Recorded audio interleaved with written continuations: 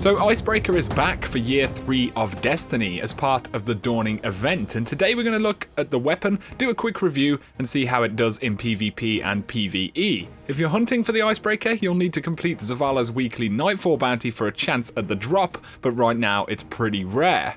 So in year 3 we have 2 ornaments on the weapon, June Maker and Nano Hands. But moving on to the signature exotic perk for Icebreaker, we have no backpack. So the weapon cannot be reloaded, but regenerates ammo over time. This is the thing which made Icebreaker pretty famous back in year 1, giving it great DPS potential and general proficiency since ammo was free over time. This has however been nerfed quite heavily since year 1, and we'll cover that shortly. But in the sights we have options of Accurized Ballistics or Field Choke, both granting more range and impact with increased recoil, or we have Linear Compensator with more predictable recoil, slight boosts to range and impact, and more recoil. Linear Compensator is likely the best option here since it makes recoil as vertical as it can possibly be, which will help when landing multiple rounds. Up next is Mulligan though. Missing a shot has a chance to return ammo directly to the magazine, which is pretty useful. In the middle column we have Quick Draw to draw the weapon unbelievably fast, Lightweight for 2x character agility or Snapshot.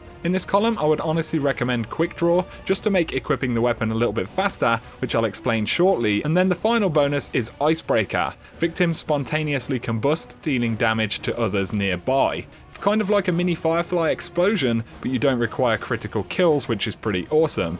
So to talk some stats, the Icebreaker is in the 31 impact class of snipers, just like the 1000 yard stare or the Irene, which is still a pretty balanced class for damage and rate of fire. Icebreaker's range stat is maxed out at 100, so it's not lacking anything there. The weapon does have very low stability of 15 points though, so combined with its recoil stats, you'll get a lot of kick when you fire this weapon. One of the nerfs which Icebreaker received last year was to its aim assist value, which is now 30 points at base. 1000 yard stare, longbow or LDR sit at 55 plus aim assist points, so there's a noticeable reduction on aim assist with this weapon, but that's not its biggest problem. The equip speed of the weapon is 1 point out of a total of 100 possible points, which is going to make it feel pretty sluggish. It's slow to equip from another weapon, and its ADS time is also pretty timely. Because of this, I recommend using Quick Draw on the weapon above all, because it will give you a boost to both equip speed and the speed that you can aim down sights, although the effects will still be pretty minimal. The Icebreaker scope has a slightly higher zoom than the base zoom of legendary snipers in its archetype,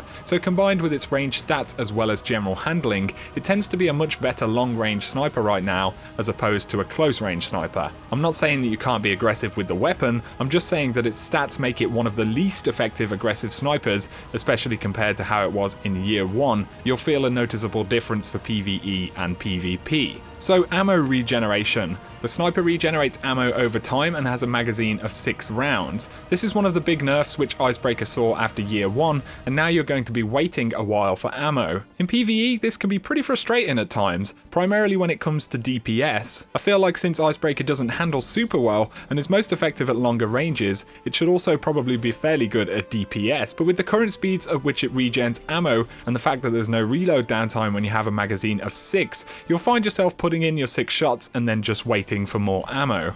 I went ahead and compared 1000 yard stare with 18 rounds versus an unupgraded Icebreaker without Mulligan, and it took roughly 26 seconds to expend the 1000 yard ammo, but a whole 1 minute and 21 seconds to fire 18 rounds with the Icebreaker. I know that that's not a fair comparison because of course the 1000 yard had that ammo to begin with, but purely in terms of DPS, it proves that you may as well use an Ex Machina or a Black Spindle, or pretty much any other legendary sniper if damage output is what you're going for. In terms of the bonus in general, it's okay. When you're in the field, you won't have to scavenge for ammo a ton, but you'll only be able to do damage for a short window of time, so generally the sniper is better for tanky targets and ad control in PvE over DPS itself. For PvP, the ammo regen element works pretty well in its current state. Unless you're getting breakers every other minute, you'll do alright in terms of ammo. The only real issue here is that when you die or respawn, you'll start with 0 rounds, which isn't generally a massive issue, but it can be a little bit frustrating in Trials of Osiris or something. If you were revived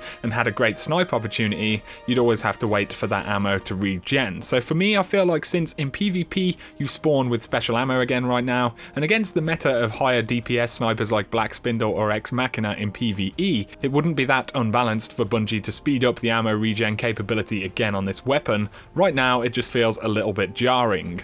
To summarise, in PvE content, the Icebreaker is okay. It will ensure that you always have some ammo over a relatively short period of time, which is good when you're moving from engagement to engagement, but for DPS the sniper is really lackluster right now. It's not purely Icebreaker's fault though, we have things like Black Spindle or even swords to deal with our DPS, and they're just incredibly effective in comparison to the Icebreaker. For PvP, the handling isn't great. Yes, good snipers can totally do well with the Icebreaker, but honestly, a good 1000-yard stare or a longbow is generally easier to use in the Crucible. The other advantage with these is that you can also stack up ammo in your reserves. The Icebreaker again will ensure that you have some ammo in most situations, it just depends if you're comfortable always being on an ammo count timer, so to speak, and if you can get used to the more sluggish handling, which you'll experience in comparison to one of the popular PvP snipers. Overall, the Icebreaker is still a good weapon, it just has a lot of competition. The main downside right now is that it's not really a master of anything, you know, it's not a high DPS monster, it doesn't have lightning fast handling or aim assist for PvP, there are simply better options for each situation. Having said that though, the weapon does feel really nice to use again. There's a lot of cool factor, and I know that I do reviews based on stats and the merit of each weapon versus its competitors, but it doesn't mean that these weapons aren't effective or cool. I'll certainly be using Icebreaker on and off in various activities over the next few weeks. It's a lot of fun to have it back. But that about sums up my thoughts on the Icebreaker, guys. Let me know in the comments if you've been lucky enough to pick one up yet and what your thoughts on the weapon are. If you have enjoyed this video, a like below is always appreciated, and if you're new to the channel, be sure to hit subscribe to see a lot more Destiny content. But for now, you guys have an awesome day.